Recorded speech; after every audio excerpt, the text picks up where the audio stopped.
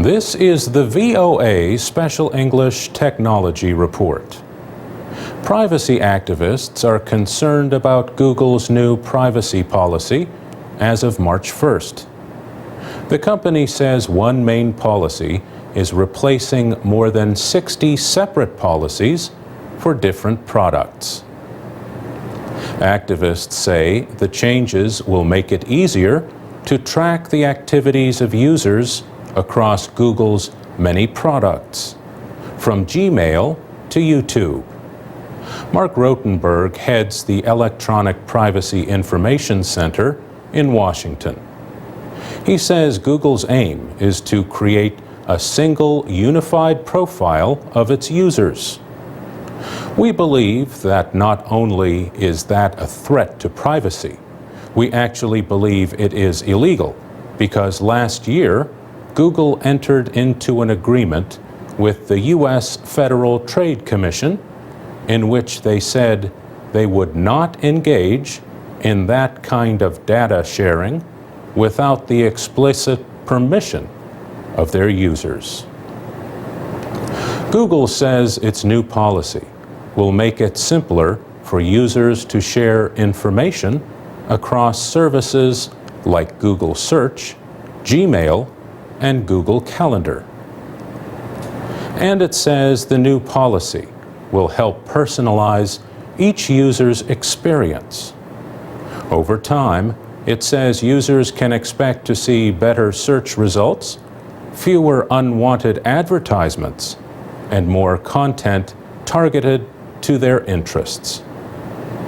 But Mark Rotenberg says, in return, people who choose to use Google will lose control over the information they share. The type of information you might provide for an email service, for example, such as your address book, is different from the type of information that you might provide for a social network service. Mr. Rotenberg says these two kinds of services should be kept separate. In our view, Google is actually undermining a very well-established expectation of privacy, particularly for popular internet services like electronic mail. Critics also see a bigger problem with Google's new policy. The plan would not give users a choice to opt out of the data sharing. Mr. Rotenberg says, in our view, if people want to make their personal information available, they certainly should have the right to do that. What we're objecting to is the effort by the company to take away from the users that choice that they should have. Google says it will not be collecting any more data than it does now. And it says users will still be able to control many privacy settings.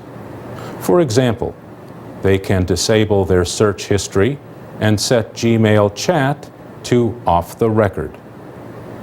European Union officials have asked the company to delay the new policy to make sure it would not violate any EU data protection laws. For VOA Special English, I'm Mario Ritter.